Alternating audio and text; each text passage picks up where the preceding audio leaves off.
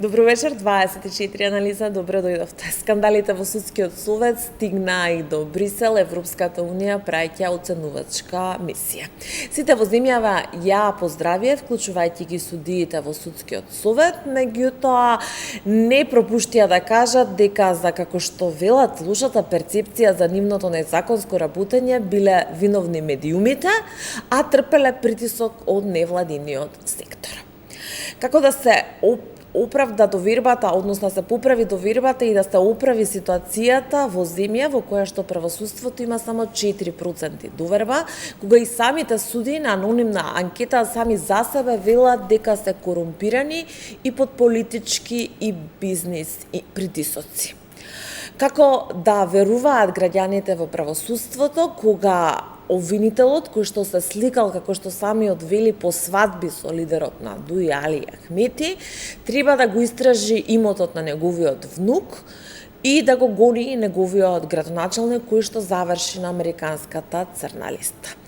Дали истражителите од Брисел ќе го видат и она што го виде власта во земјава и ќе бараат распуштање на судскиот совет? Како течат судските процеси, ги злоупотребуваат ли адвокатите законските дупки во одредени високопрофилни случаи. За нефункционалноста или функционалноста на македонската правна држава вечерва дебатираме во 24 анализа. Јас сум Душица Мрѓа, а мои гости вечерва се Џимали Саити, судија во Врховниот суд и председател на Сдруженијето на судии. Добро вечер, добро дојдовте. Добро вечер. Александар Туртевски, адвокат, добро вечер и добро дојдовте. Ви благодарам што вечерва сте тука. А најпрво за она, претпоставам, не можеме детално да навлиземе, бидејќи се работи за индивидуален предмет, меѓутоа она што е вест на денот е дека поранишниот генерален секретар на владата Драги Рашковски е осуден неправосилно на 8 години затвор, злоупотреба на службена должност, перење пари, незаконска набавка, исплата на хонорари. Таа е највисоката казна, најниската казна во предметот е 3 години. Како што кажав, неправосилно осудени, имаше денеска долг ден во изрекувањето на пресудата, она што ја зачини не се чини не е пресудата, туку тоа јавно запросување во судница. Како ја коментирате, може ли да се коментира воопшто? Добро, благодарам уште еднаш за поканата, ги поздравувам вашите гледачи. Стварно беше долг денот и за мене беше исто така долг. Имавме покрај судењето вие што го спомнавте, имавме и совет за реформи, имавме неколку други активности. Имав можност да гледам некои секвенции, значи во најдобра намера, односно во најдобра ситуација можеме да кажеме дека нашите судници се отворија. Сега слушаме пресуди, се образлагаат во принцип, но еве се случуваат и настани кои, како денес, наликуваат на настани кои може да се нарекува драматургија и не знам која друга причина, но сепак тоа однесување на тие луѓе во тој момент веројатно се заснива на некое нивно обедување во однос на нивната перцепција околу сите овие настани кои се случуваат. Тоа е лично однесување, индивидуално однесување. Браната се жали на драконски казни. Па добро, не можам сега да кажам, колегата и вие сигурно ќе ме разберете дека сепак тие предмети ќе доаѓаат кај нас и не можам воопшто да се произнесам. Ценам дека судиите одмериле, ги гледале сите околности кои се од влијание и се надевам дека е тоа така. Да, јас се надевам дека побрзо ќе дојдат кај вас со оглед на праксата што имаме во минатото за високопрофилни случаи на корупција. Господин Турцевски? Јас во принцип не би сакал да навлегувам во индивидуални случаи, заради тоа што тоа е кршење на некој принцип. Не го знам предметот, не ги знам околностите и многу ретко сакам да зборувам за лични мои предмети, туку за општата перцепција и општите состојби. Овде не го знам предметот, меѓутоа сега одеднаш и вам ви изгледа тоа дека е висока казна, тргајќи од она дека други случаи многу се разводнети, па добиле условни, па се влечат. И освободителни имавме пред неколку недели. Во рете. За слични обвиненија, 353 злоупотреба на службена должност. Јас тврдам дека за една запирка, значи судија кој што коректно го води предметот, за недостаток на еден збор, ние сме имале такви случаи каде што јавниот обвинител на седница на Врховен суд, кога се судеше таму во втор степен, кога обвинител станува, вика, недостасува зборот група. и предметот мора да се врати на повторно судење. Еден од легендарните обвинители во Македонија така постапи. И тоа не бил еден случај. Значи, секоја пресуда треба да биде филигрански направена. И ако не ги содржи сите елементи, нормален епилог е обвинителот да биде санкциониран заради неговото незнаење со ослободителна пресуда. Тоа не значи дека човекот не направил дело. Меѓутоа, обвинителот треба да му го опише, да го направи како што треба и тогаш на судот му е полесно. Кај нас се калкулира. Значи, во најголем дел овие случаи што вие ги спомнувате, што не ви се допаѓа односот на правосудството, во многу голем дел од случаите се работи за неразбирливо обвинение кое што не ги содржи сите елементи. Тоа е направено на брзина, заради тоа што извршната власт преку МВР ги притиска и обвинителите да направат брзо обвинение и тука се кинат зелени и подосна тоа се провлекува, како што се случаите Змиско око 1-2 по 17 години, армиско оружје, изгрев. Тие се предмети кои што мобилизираат еден огромен дел од капацитетот на нашето правосудство, кое што нема енергија да ги заврши тие предмети. И сега замислете, предмети вчера, завчера, кај што почнува судијата да ги чита обвинетите, починат, а ја пред 17 години сум им рекол дека овој предмет ќе се реши по природен пат сам. Предпоставена штета, замислете, тука е судијата, да напишете во обвинение дека има предпоставена штета и да го пуштите тој предмет во постапка. Значи, ние забораваме една фаза во постапката. Значи, испитување, претходно испитување на обвинителниот акт. Тоа е многу битна постапка. Меѓутоа, и сето тоа влијае на довирбата очигледно на граѓаните во судството, особено изминатиот период имавме многу високи профилни случаи на корупција со политичари, бивши актуелни и така натаму. Уште една само конкретна ситуација, Мила Јанакиевски денеска спроведен во Идризово, апелација потврдена 3,5 години, намалена казната, притвор од 4 години и 8 месеци, адвокатите бараат да биде пресметан притворот. Тој денеска беше спроведен во затвор, а допрва има најава дека ќе се решава побарањето на адвокатите. Па добро, интересно е неговото барање. Прв пат се случува да има такво барање на спојување на притвори од повеќе предмети. Повеќе предмети, да. Нашата пракса и законот познава спојување на казни, неправо повторување на постапка и така натаму. Јас не би сакал да изразам став, сум запознаен со таа идеја, но мислам дека треба да оставиме како ќе се произнесе додичниот суд, бидејќи претпоставуваме дека е поднесено до кривичниот совет на кривичен суд. Така да разбирливо е. Колегата адвокат е тука, јас бев во тој предмет Змиско око некогаш што се провлекува 17 години и адвокатите ги употребуваат сите можни форми на помош, односно удоволување на барањата на странките. Останува кој ќе биде да видиме ставот на судот, но мислам дека јасна е состојбата во прилично околу тоа прашање. Да, меѓутоа може ли после тој да ја тужи и да бара штета доколку му се спојат притворите? А веќе е спроведен во Идризово со намалена. Он е спроведен во затвор за издржување на казната. Притворот е друго прашање и колку што мене ми е познато, тие притвори се изречени по повеќе предмети точно во оптек и останува тоа да се решава кога ќе се решаваат финално тие предмети. Така да сметам дека сега издржувањето е по однос на изречената казна. Па не знам дали ако е ослободен во другите предмети, а бил во притвор, барањето ми има логика. Меѓутоа, треба да се знае дека кај нас притворот се засметува и кај условни осуди. Значи, што е можеби некоректно решение, меѓутоа такво е законското решение и многу често сме имале ситуации кај што сите сме свесни дека обвинетите не се криви, ама поминале по година и пол во притвор, па судијата им дава година и пол условна осуда, што е апсурд. Меѓутоа, такво е законското решение. А ако бил ослободен, да е ослободен во сите други предмети и да нема со што да се пребива, мене ми изгледа тоа логички, макар што по закон не е решено баш така, меѓутоа со едно пошироко толкување на законите би можело да помине според мене. Меѓутоа, во овие други постапки, ако допрва треба да се решава и постои можност, не знам, значи и сериозна процедурална можност да биде осуден, тогаш тоа на крај треба да се решава. Не може сега да се пребие со притвори од други 4-5 предмети. Мислам дека не може. Имаше разни правни толкувања, се уште натимава.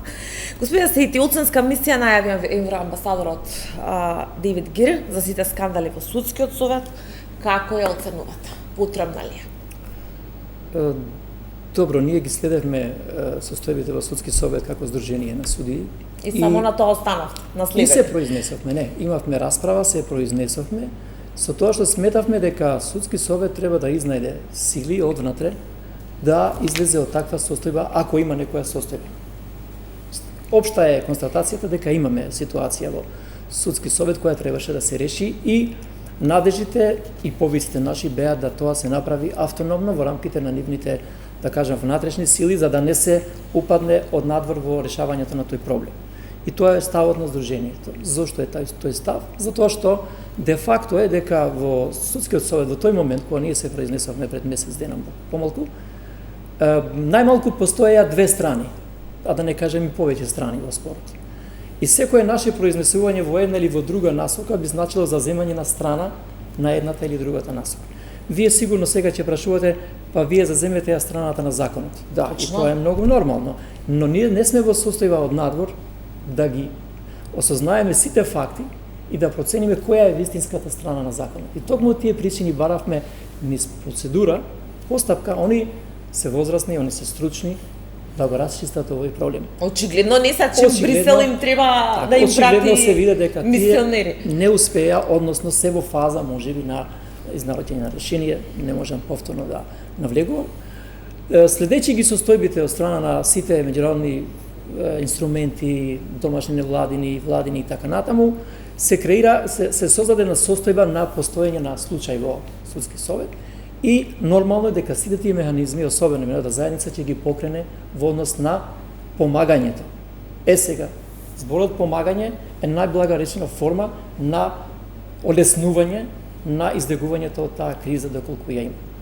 Од друга страна, ова помагање носи последици кои значат дека ние покажуваме дека немаме капацитети сами да си ги решиме овие проблеми. Доколку ја читате изјавата на амбасадорот Гир од синочешното интервју, он е многу внимателен со употребата на зборовите и он употребува збор да помогнеме во профункционирањето на судскиот совет. Која е целта? Во која насока ќе се движи таа оценска мисија, останува да се види. Не е прв пат да ние имаме такви оценски мисии, но за жал мислам дека моментот во кој доаѓа таа оценска мисија не е добар, затоа што сметам дека сме малку во понапредна фаза на, да кажам условно, пристапни преговори. Дека ги решивме некои проблеми, направивме реформи и во оваа фаза овој начин на влијание, односно на однесување на меѓународната заедница, за мене остава траг на тоа дека не сме работеле доволно во надминувањето на сегашните проблеми. Така да мислам дека таа оценска мисија ќе даде некое свое видување, но останува во кој правец да видиме. Турцевски, што очекувате? Ништо. Минатиот пат овде во емисија кажав дека ако ние сакаме да градиме држава, мора правосудството да го дадеме на управување на Европска унија. Комплетно. Значи, од председатели на судови до председатели на оддели, значи, во сите сфери, полиција и обвинителство и правосудство. Затоа што ние не сме во состојба да направиме коректни реформи, затоа што сме партиски заложници и тоа е толку силна метастаза, што веќе нема враќање и нема доверба кој ќе ја направи реформата. Немаме нити капацитет. Ние не сме држава, ние сме територија во распаѓање. Ние сме клинички мртва држава. Ние, значи, мозочната функција како еден човек кога ќе престане да работи, тоа е смрт. Независно што работи срцето. Тогаш, значи, веќе може да се зимаат органи од човек, кога ќе престане, значи, мозочната функција. Кај нас нема држава. Ние имаме екстериторијалност на одредени општини, на некои села, населби, кај што полиција не смее да влезе. Нема кривични постапки. Значи, видовте во Рачиново пред известно време, две групи се спукаа со калашникови и министерот за внатрешни работи вика да го решаваат тој проблем меѓусебно. Како тоа калашникови играле таму, да го решаваат меѓусебно тоа и никому ништо. Имавме случај полагање на правосуден испит без завршен правен факултет. И тоа си поминува некако и сега јас ке дојдам од врека од време на време нешто ке излаам и ајде ке одиме и ке кажуваме дека се радуваме. Чекате, кој се радува на тоа дека доаѓа мисија од Европска унија да го решава прашањето со... И вас и теа поздравија. Знаете кој се радува? И премиерот, и судскиот совет. Чекате, па зошто ние тогаш премиер? Вице-премиерите. Ама што име работа? Маричич денеска вика многу било добро тоа што ќе дојда тој. Чекај, зошто те плаќаме тогаш тебе? Зошто го плаќавме него? Министер беше за правосудство. Минатиот пат американците која рекоа дека ќе дојде група, тим за борба против корупција. Сите израдувани. Чекај, како израдувани која вас треба да велува. Видете, јас ви тврдам дека ние сме држава во распаѓање. Толку е криминализирано општеството, што силите кои што сега во моментот го прават криминалот ке работат на распаѓање на државата за да си обезбедат неказнивост. Така беше во Босна. Во Босна бе украдени милиони литри нафта, гориво, бензин, резерви на државата и тоа беше најголемиот мотив за граѓанската војна која избувна таму. И кај нас ке се случи тоа. Да не се залажуваме. Значи, со толку криминал што се прави, ние немаме организиран криминал. Ние имаме организирана владеачка корупција. И тоа сите го знаеме. И сега што овие што зборат дека ќе дошле они на власт па ќе го решеле, Боже, сачуј. Па пола партија име у посудови им се влече, не се оградиле од нив. Да не се залажуваме дека овие состојби ќе дојде некој од надвор да ни ги реши. Они ќе пробуваат и на крај ќе дигнат раце. Ние сме територија која што не заслужува, нема критична маса за држава. Нема кој да ги спроведе реформите. Ева спомена господинот Саити судија дека денеска имале совет за реформи. Па што, па за прв пат е тоа. Па 2000 пати имале совет за реформи. Колегата само да довршам. Значи, наместо да се седне до сега 100 пати, кои се тесните грла да видиме што ни се проблема. Парничните постапки. Пред 10 години парничните постапки траја од 5 до 6 години, сега траат 12 години. Кој се заинтересирал зошто во апелација се чека 3 години сега на пресуд? Имаат прилив. Меѓутоа, судија дојден во апелација, избран, после оди во Уставен суд, 300 предмети во работа не ги пипна. Не ги решава, унапреден од... Значи, имате кандидати за Уставен суд, највисоката позиција правничка, која што е почесна функција, имате кандидати што вика кандидатот на ДУИ, кандидатот на ДПА, кандидатот на СДС. Чекайте, какви се тие суди? Какви се тие суди кои што се партиски кандидати? Кај го има тоа? Според закон треба да бидат истакнати правници. Господин Асит. Добро, че колегата го употреби зборот, па што? Денеска беше многу употребен тој збор на тој совет за реформи. Значи, ние имавме пред 5 години една од најдобрите стратегии во државата. И сега некои експерти кои работеа на сегашната, наместо да ја викаме стратегија за реформи, ја насловија стратегија за развој. Но за да имаш развој, треба да си ги спровел реформите веќе. Ние имавме неколку точки кои ги договоривме во таа стратегија за реализација, меѓу кои едната беше структурата на судскиот совет.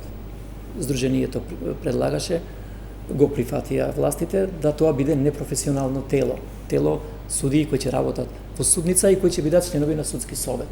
За да не се направи едно одметнување, да се има една комуникација. Има модели такви кои постојат во регионот. Имаше прашање околу мрежата на судовите. Имаше прашање околу поделбата на предметите. Например, имате модел каде што предметите би се поделиле по случаен избор во 4 апелациони подрачја, не мора предметот Гостивар или од Штип да се реши во апелација Штип или Гостивар, туку случаен избор. Тоа се модели кои возможуваат непристрасност и така натаму во одлучувањето, не се прифатија тие модели. Се прифатија некои работи кои не велам дека не направија промена на нормативата. Што е најважно, во сите извештаи за напредок добивавме надеж или лажна надеж дека имаме напредок. Но во сите овие извештаи се употребуваат зборовите напредок или умерен напредок.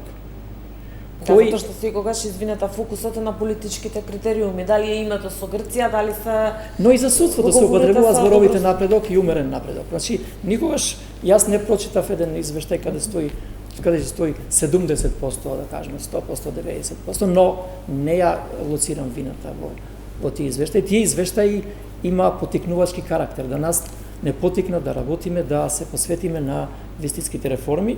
И не случајно ние се обидовме да влијаеме во целиот ментален склоп, но очигледно нашиот проблем во државата покрај тоа што е правен станува и социолошки проблем.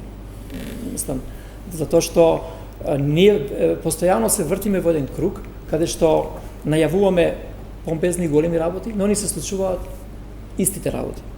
Во тој контекст, мојата надеж секогаш била и беше истакната на неколку настапи, дека пристапните преговори евентуално би биле поттик за устројување на државата во вистинска насока. Јас не велам, сега нема да го земам тој луксус да кажам во каква состојба државата, но во насочување во една подобра насока во однос на решавањето на проблемите и во судството. Ама господа Сите, имаме судски совет кој што треба да ги интересите на судиите, да разрешува, да унапредува и сето тоа. И имаме судскиот совет кој што, иако самите за себе вела дека е перцепција, им се случуваат скандали од незаконско разрешување на председател на судски совет до оставки на двајца судии избрани од судиите, кои што истото го констатираат дека советот работи незаконски и дека таму е нарушено секое почитување на правото и меѓучовечките односи. Не можете вие да седите на страна како Сдружение на судии да чекате они сами да си ги решат проблемите. Не може да си ги решат. Ве перцепирам потполно, но механизмите за разрешување на таа ситуација правни се скоро невозможни. Значи, постапката за утврдување на одговорност на член на судски совет е преку покренување на постапка од страна на судиите и одлучување од страна на самите членови на судски совет. И сега замислите вие која гаранција, кои судии ќе ви се подпишат да покренат постапка против член на судски совет, теоретски сега зборувам, а знаат дека голема е веројатноста дека нема да помине таа, затоа што тие самите одлучуваат во дисциплинската постапка каква одлука ќе се донеси. Повиците за распуштање... Тоа сака да кажам, дали според вас треба да се распушти? Такви појмови правни не познава нашата правна терминологија. Значи не е ова собрание, не е парламент, дигаат раце и се само распуштаат. Значи не постојат такви правни норми кои ви ни дали за право ние да реагираме на таков начин. Од друга страна... Ама како велеше заменикот поранешен, тоа што не е во закон не значи дека тоа што е забранено. Не е дозволено со закон не значи дека е забранено. Тоа е рецидив, ќе се согласи колегата на минатото, тој збор е за исклучителна примена, таа максима, и ние сметаме дека се што не е решено вака може да биде така, но сметам дека таквите механизми не овозможуваат некоја офанзивна постапка на сите други органи. И затоа се случува ова, дајте поднесете оставка, дајте само распуштете и така натаму, кои се повици од фактори кои не можат директно да влијаат во таа ситуација. И од тие причини, а особено имајќи го предвид фактот, велам уште еднаш, дека се уште никој нема анализа со докази и документи која е вистинската состојба во судски совет. Кои се, ние во јавноста добиваме парцијални ситуации, секвенции од кавги, секвенции од снимки, обвинувања и така натаму. Но, по тој контекст сакам да се надоврзам на еден ваш контакт. Ваша констатација, не е точно дека ние во анкетата рековме дека сме корумпирани. Значи, мислам, сакам македонската јавност да биде добро информирана, не велам дека вие сте криво. Таа беше анализа заедно антикорупција, Сдружение на судии и обвинители, на можни индикатори кои би можел да влијаат на корупцијското однесување. И судиите ги лоцираа проблемите, проблемите од каде би можеле да Тоа значи дека индиректно може да заклучите дека судиите во најголем број од ситуациите се соочуваат со тие проблеми. Што не значи дека они констатираат дека ние тоа сме. Така да сметам дека имавме ние уште една анкета спроведена во ноември во живо, да кажам, на еден настан во Гевгелија, каде што судиите повторно ги лоцираа отприлика истите параметри од влијание и општа е констатацијата дека судиите немаат доверба во судски совет. И тоа е трогателно затоа што тие луѓе ние ги избравме. Тие 8 луѓе. Само уште едно, Туртевски, само уште едно сакам под прашање. Дали зборувавте, Павлина Црвенковска дава отставка со образложение дека е изложена на политички бизнес интереси. Весна Адамова вели дека е незаконски смената, како што и видовме, ја разрешија, па ја вратија, па повторно се собраа да гласаат и да ја разрешуваат, и дека е тоа производ на политички притисоци и интереси. Дали зборувавте со Црвенковска, со Весна Адамова? Моето лично размислување е со дека генезата на проблемот е нерасчистувањето на изјавата на Црвенковска. Значи, тука требаше да се расчисти што стои за таа изјава и колку е таа изјава сериозна, односно подкрепена со докази. Доколку се пристапеше кон расчистување на таа изјава, можеби немаше да го имаме вториот случај. И затоа сметам дека ние знаеме да ги почнеме работите, да ги оставиме на пола и потоа зборувавте вие како председател на Сдружение на судии со судиката Црвенковска? Не зборував лично, не. Туртевски, треба ли да се распушти судски совет? Има ли начин како да се распушти? Министерот за правда Лога најавува некои законски измени. Па тоа не е ништо чудно, затоа што судскиот совет е производ на нашето правосудство и тој само сега е под зголемено внимание на јавноста и таму се осликуваат вистинските состојби во правосудството. Тој ви покажува дека прво имате членови на Републички судски совет, стручни соработници.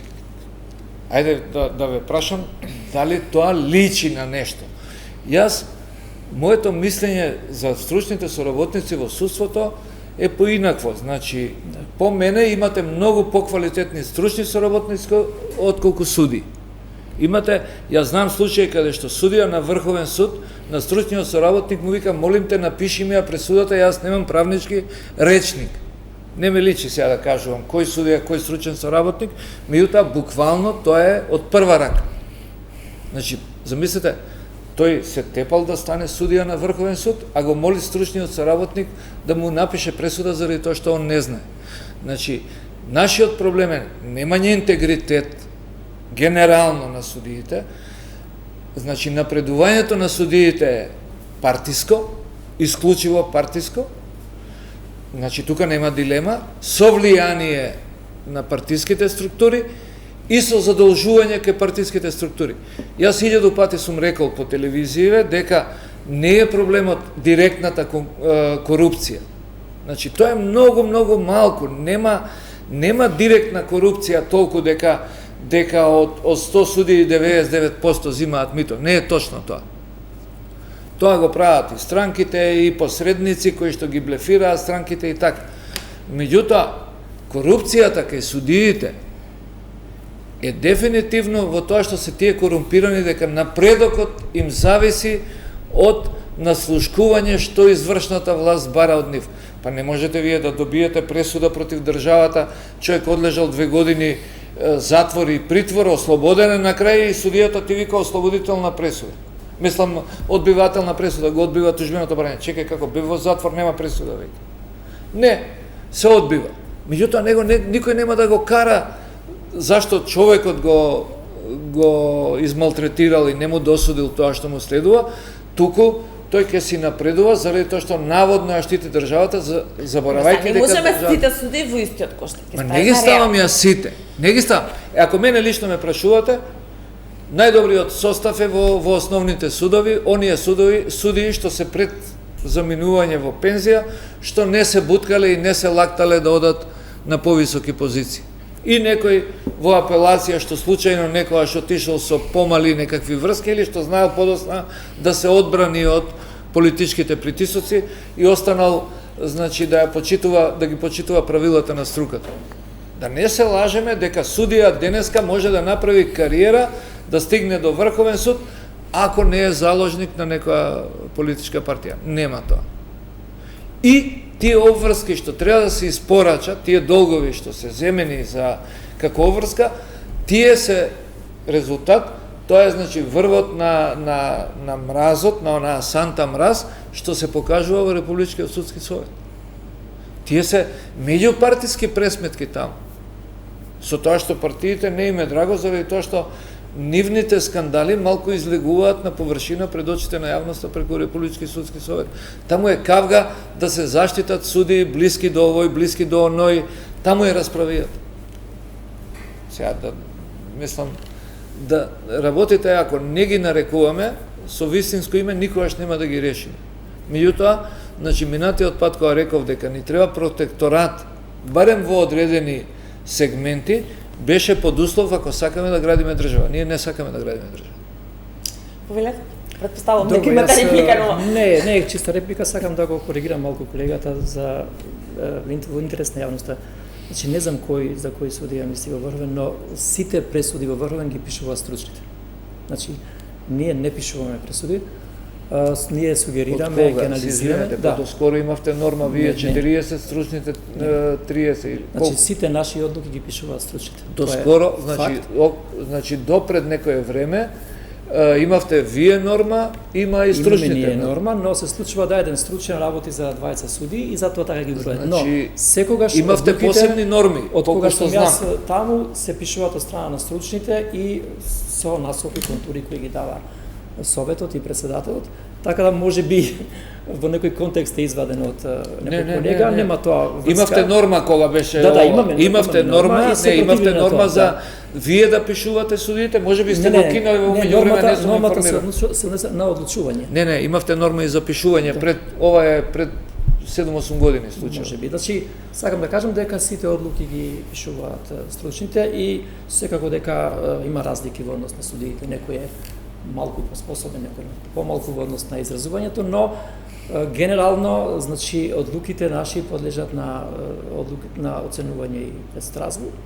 Имаме, можеби, добри одлуки кои поминуваат, но имаме и одлуки кои не поминуваат, поради X причини, дали поради системски проблеми во државата, закони, дали поради недобро сработени во однос на фактите или поради недобра примена на законите. И тоа е факт кој што се забележува низ статистиките и тука нема бегање. Статистиките се најдобар показател во однос на тоа кон што се движиме. И сметам дека нашиот правосуден систем се соочува визави тврдењето на колегата кој што го почитувам со доснењето на предметите со невиден недостаток на суди.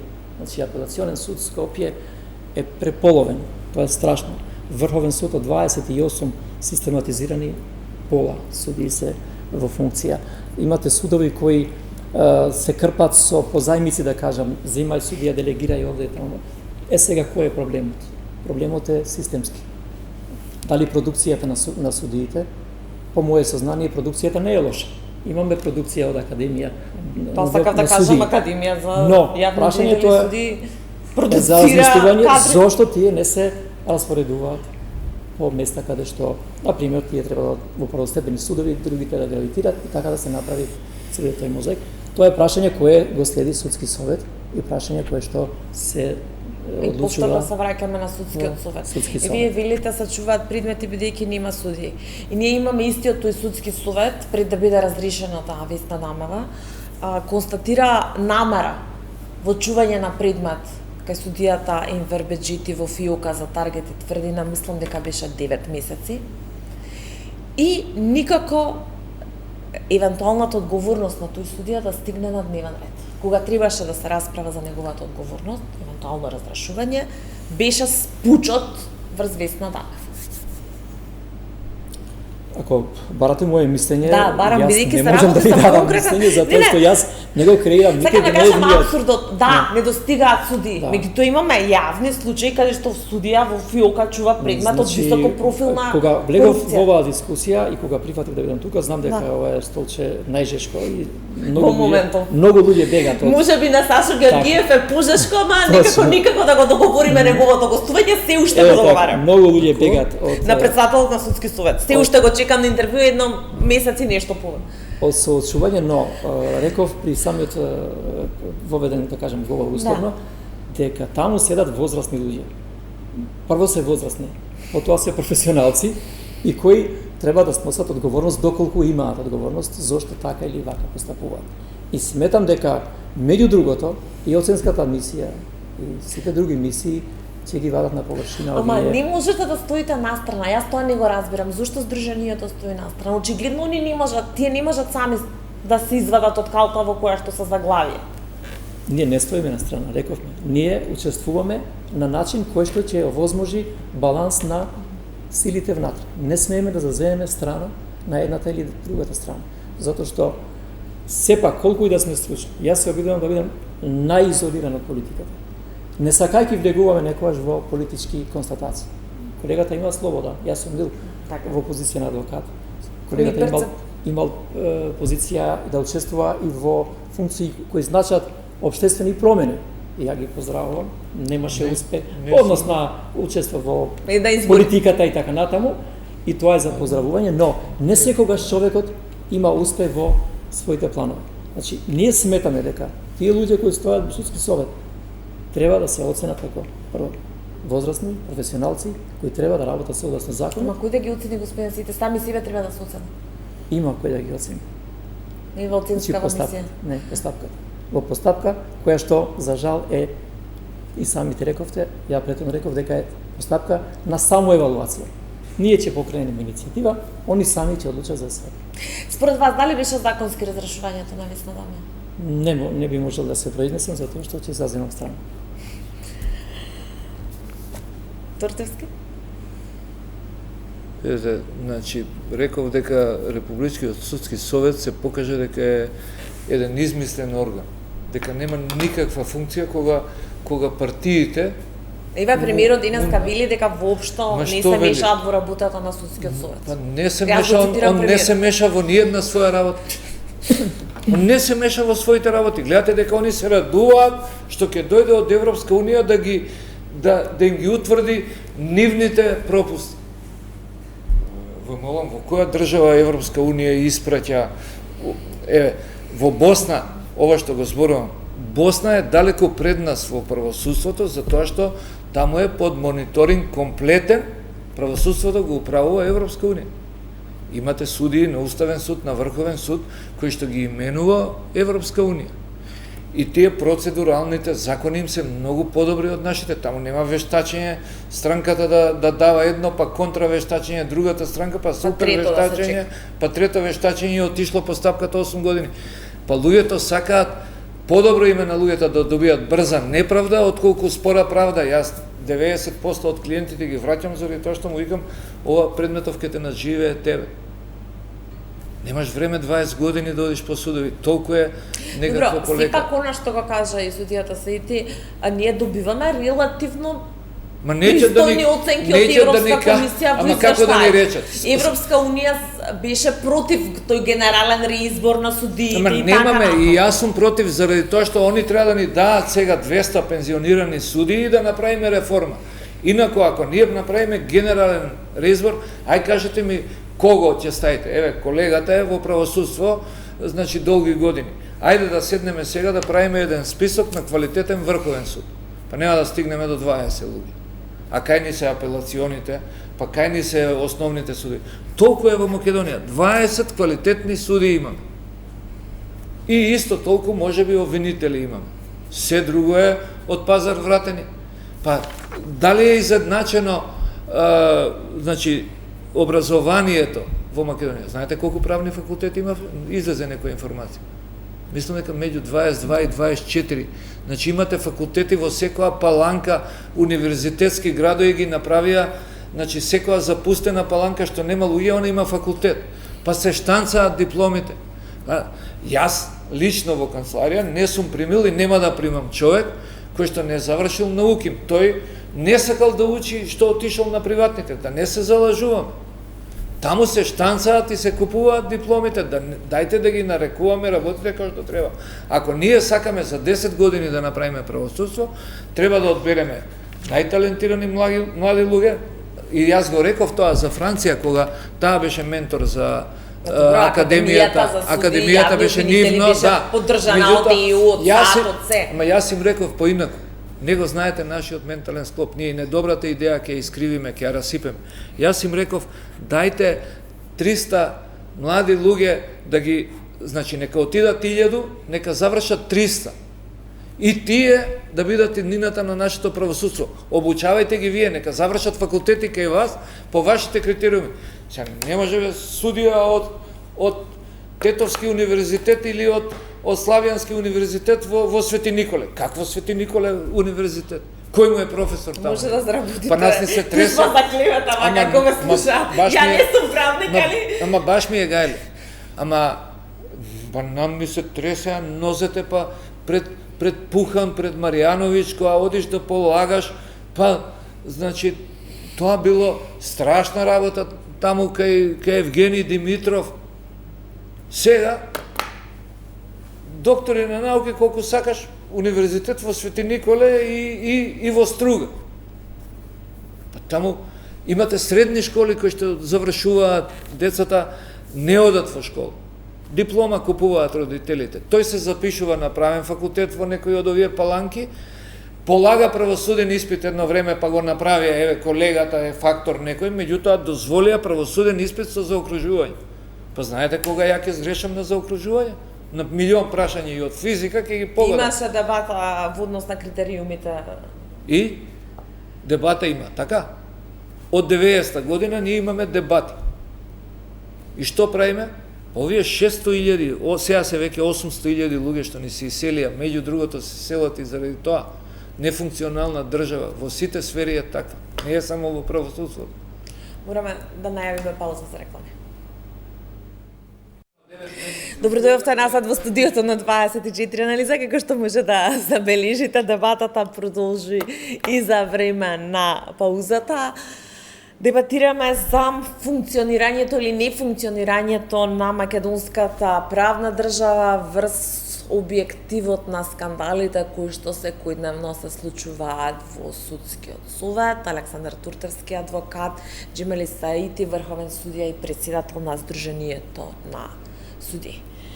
Господине Саити, рековте дека не сакате да коментирате за конкретни предмети, да не зазимате страна. Сепак, судијата Беџити, кој што се уште чекан или на реакција некаква на судскиот совет, не знам дали ќе ја дочекаме. Се кандидираше колегата ви биде? Во Врховниот легитимно е правото на секој да се кандидира. Да, ама колку етички, ако воопшто има органот кој бира ги констатација. цени сите околности, дали тие се позитивни или негативни во однос на неговиот избор. Јас повторно нема да навлезам, значи тоа е право и одговорност на судскиот совет да бира, разрешува. Ние како Врховен суд имаме еден механизам за одлучување по такви постапки за разрешување кој не е комплетен, но сепак постои. Така да во оваа ситуација не може да го барате одговорот кој ќе унапреди, кој ќе биде унапреден, зашто ние на процесот на реформи градевме критериуми за унапредување. Ги материализиравме, ги процесуиравме, беа направени како вредносни категории, како треба да се надградат, односно да се применат при унапредувањето.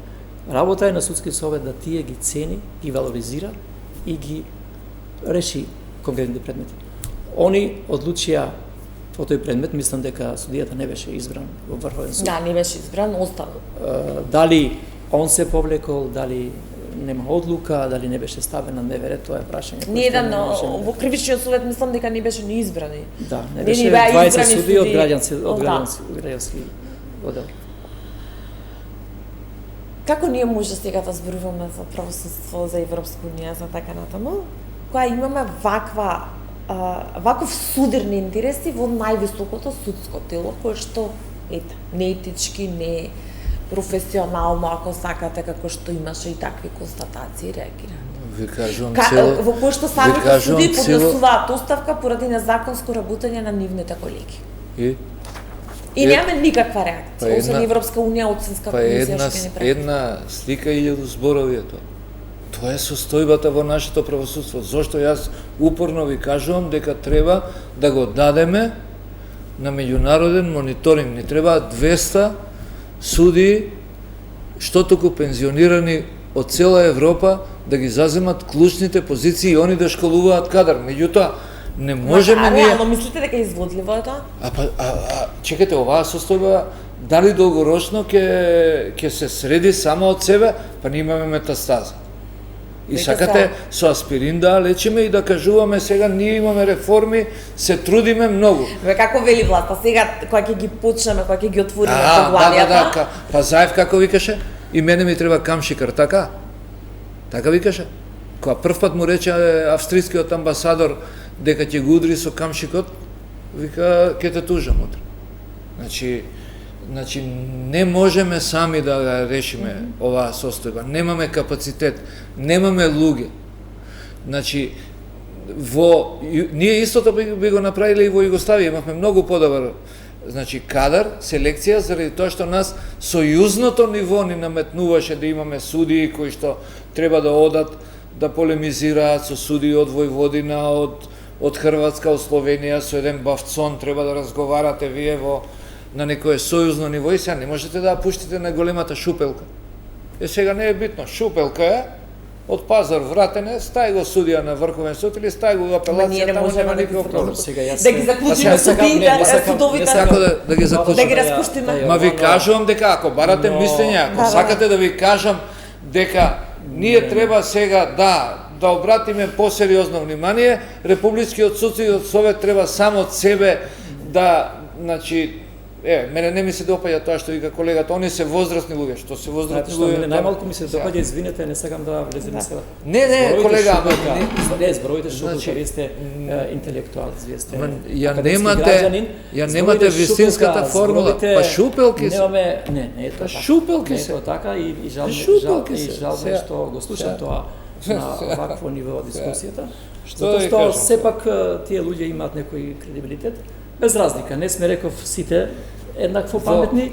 Во пауза, колега, зборувавме, се извинувам, само една секунда, зборувавме преска и јас се сложувам со вас дека ни Скопскиот универзитет не е веќе што беше. Да. Меѓутоа, не можеме ние кадар кој што се образува на несоодветни образовни институции да го направиме после да видиме. Тоа не е сега наше прашање, тоа е прашање на Министерството за образование. Ама не е прашање за образование. Тоа е немаме добри доктори, на системот. Немаме добри професори, немаме добри судии, немаме добри научници, немаме добри полицајци и распад. Јас не се согласувам дека ова држава треба да оди во распад. Ние можеме да имаме свое мислење секогаш, но таквиот период на рушење, односно непостојање на се, мене ми е непознат.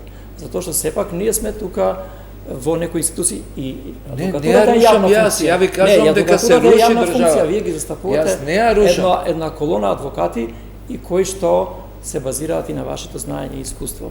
Ние исто така се базираме на една колона сегашни и идни и минати суди кои поминале низ овој процес и сметам дека дискусијата треба да се сведе на реалните потреби и можности.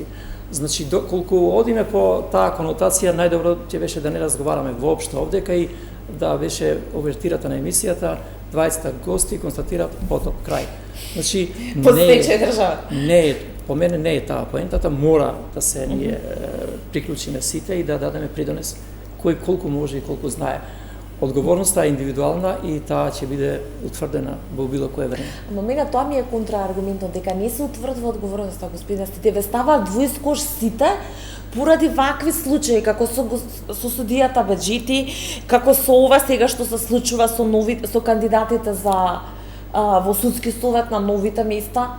Знаете што преку ноќ во затворена седница нема ништо, представките се нема потреба за одговорност на судија. Медиумот покрај врската да ја утврди до некој степен вистинитоста на информацијата, може да се дозволи и некој степен до крај, вистинитоста до крај. Може да дозволи, може да дозволи некој степен на проценка на состојбите.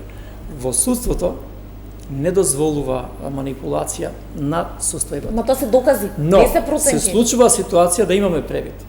Но генерално по словото на законот, по методологијата на работењето, не, значи, јас во овој момент не можам да ви кажам, ако ме прашате, што мислите за студијата Бежеви, дали го прекршил законот. Не сум учествувал во поставката. Колегата рече, ако јас не сум учествувал во поставката, не можам да кажам. Добро, Ива, што мислите на тоа што само тројца кандидати има за две испразнати места и само еден кандидат од Врховниот суд, кој што вчера, ден пред да биде утврден како кандидат, на затворена седница, магично му исчезнаа сите представки, постапката за разрешување и така натаму. Најлесниот одговор на вашето прашање е дека судиите не го гледаат тоа место како атрактивно место за работа. Затоа што ве става близко што... Так, другите проблематики, односно можни варијанти на непријавување постојат, но во овој момент не можеме да ги детектираме. По мене, тоа место не е детектирано како атрактивно место кое може да обезбеди сигурно и зачувување на вашиот углед. Ја ќе додадам со оглед на оставките. Тоа е мојата проценка. Дали имам право по тоа или не, ќе покаже времето. Бидејќи имаме тројца кандидати за две места, еден од Врховен суд, како што кажав судијата Наќа Ѓоргиев, вие, колега, кој што имаше постапки пред истиот тој судски совет, кој што при да го утврди за кандидат ги отфрли. Го имаме судијата Нанев, за кој што нема представка, меѓутоа има укажување од неговиот директно предпоставен за евентуално незаконско работење кој што треба судски совет да го преиспита. И третата кандидатка ја имаме судиката Антонита Димовска, која што е сестра на актуелна пратеничка од СДС.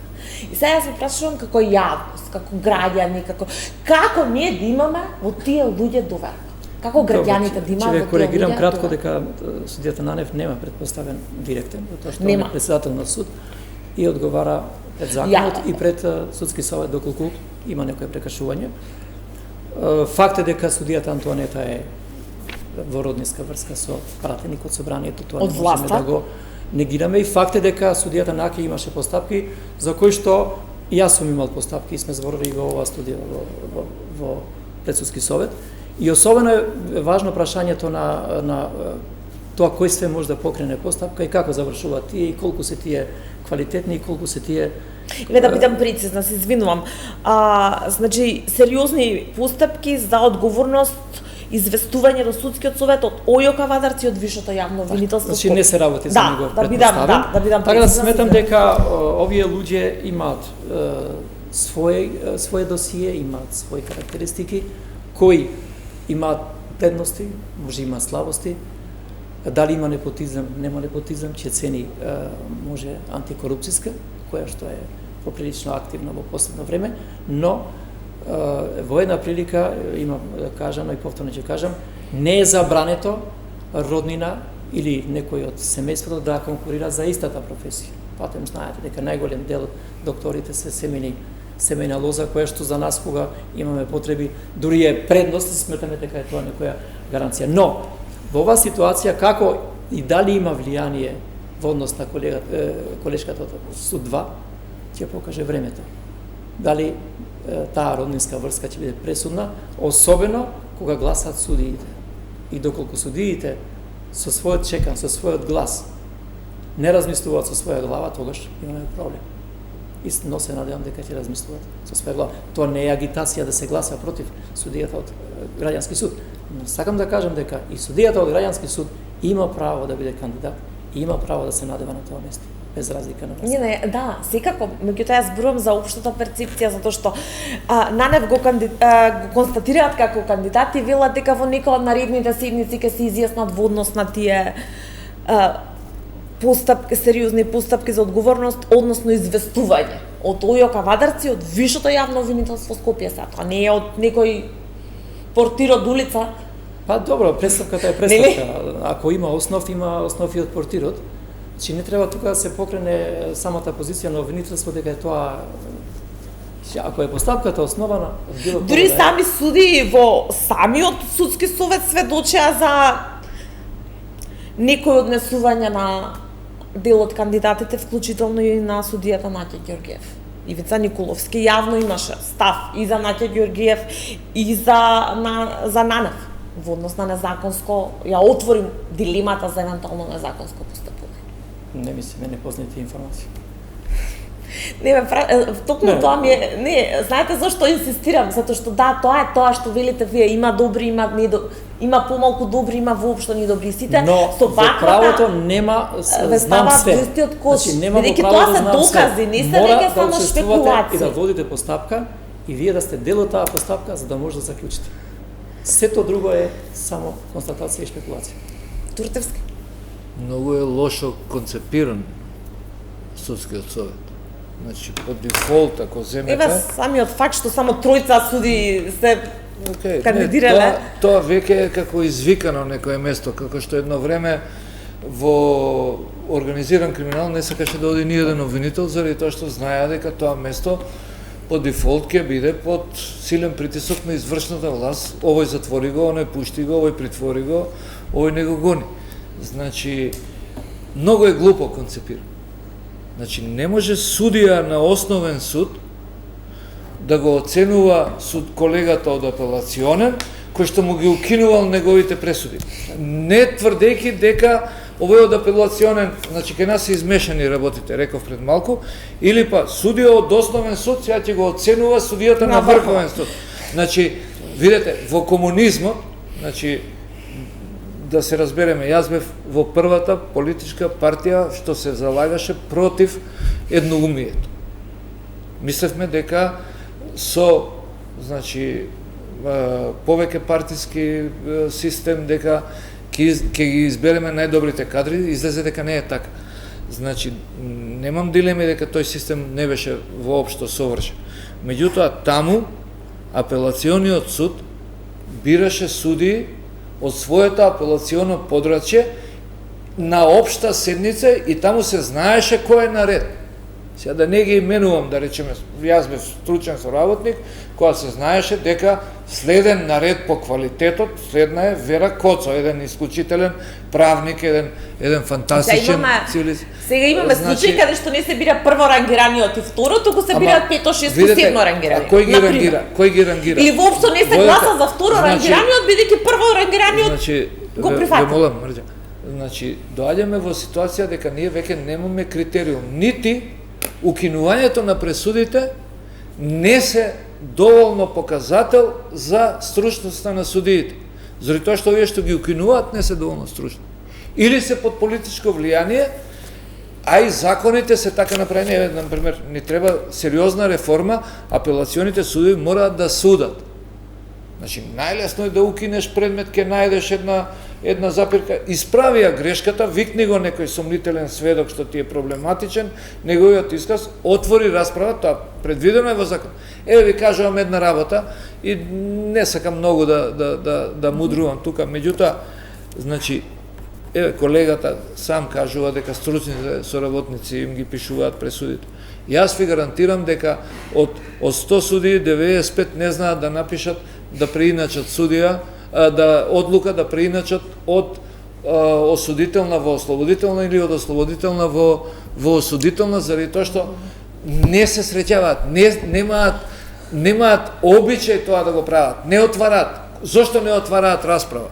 Зошто не отвараат расправа? Заради тоа што треба да седнат 5 дена да расправаат еден предмет и да го решат за секогаш. Они ќе го вратат назад, оди назад.